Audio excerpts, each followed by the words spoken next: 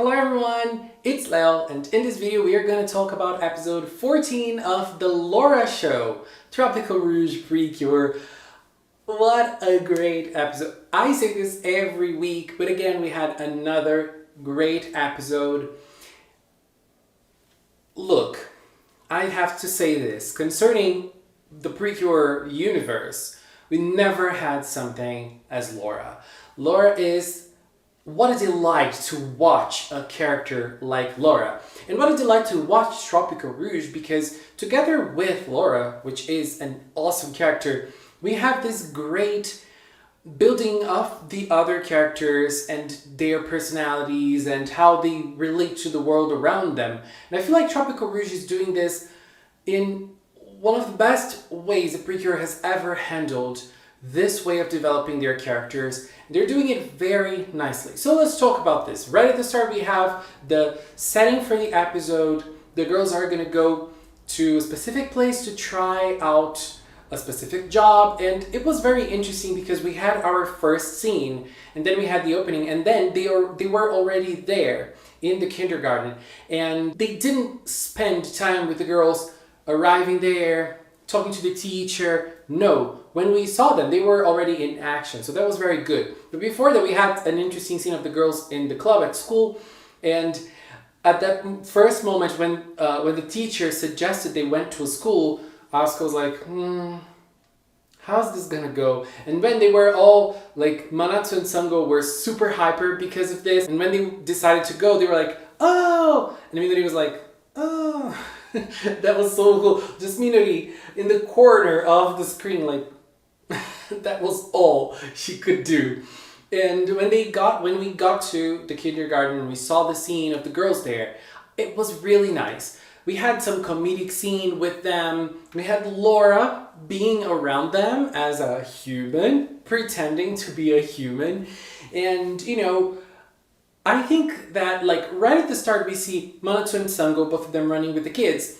That moment is, like, very characteristic of the two girls. One, because Manatsu she's a child, she's a simple child, and she acts like one. She was really running hard against the other children, like if she was one of them. And Sango wasn't really giving it her all because she wanted the other kids to feel like they could also stand a chance against them. And Manatsu was like, oh, Sango, you're so adorable. And, you know, that's a big part of Sango's personality. She is always able to look to the other people, and that felt very clear in this episode. We had other great scenes with Minori reading the book with no emotion at all. Minori, I love you. We had Asuka too, playing pretend with the little kid. Like, very sweet moments. We had Kururun being the cutest. We had Laura standing up and, you know, shaking things up with her Laura ways. What amazing scenes we had at this first moment. So to get with the mood with the children mood, we had Elda being the villain and we had her interacting with Butler. That scene was everything. I loved it. Butler was taking everything so seriously. He didn't understand. It was just a pretend, like they were just playing, and I loved that moment. I really love the villains in Tropical-Rouge. They're so much fun.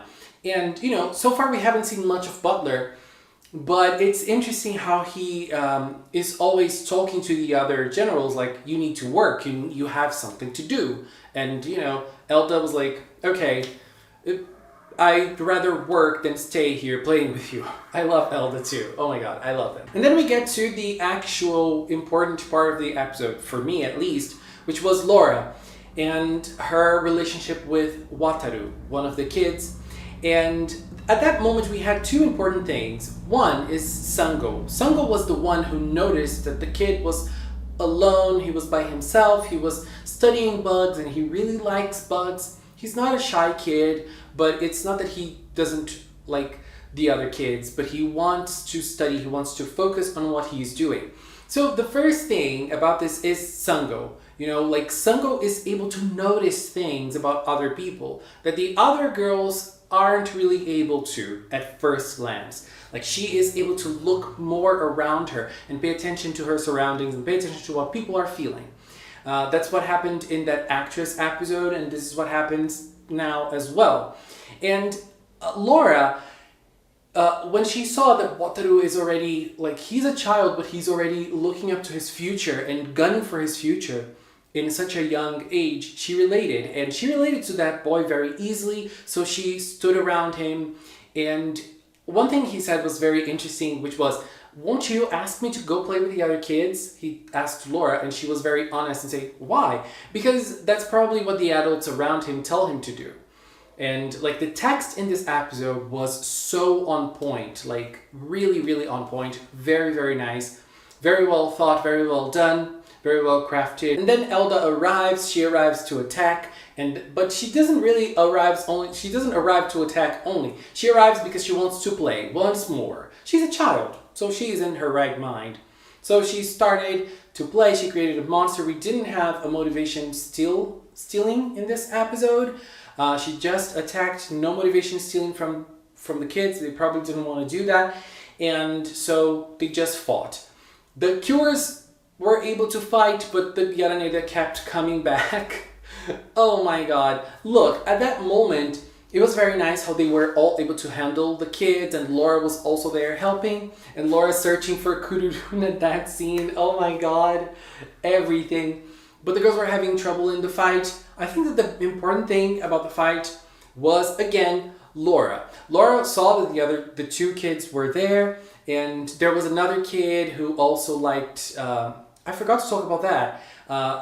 There was another kid who liked bugs, but they didn't have a connection. She didn't have a connection with the guy who liked bugs. So those two kids bonded during the fight, and I think that what was important there was Laura. Laura, not for the first time, but she was believing in the Precures, and she said it out loud. She said it to the kids, and it was very funny because she said it, but the Cures weren't really winning. And she was like, "I told them you were gonna win, so please."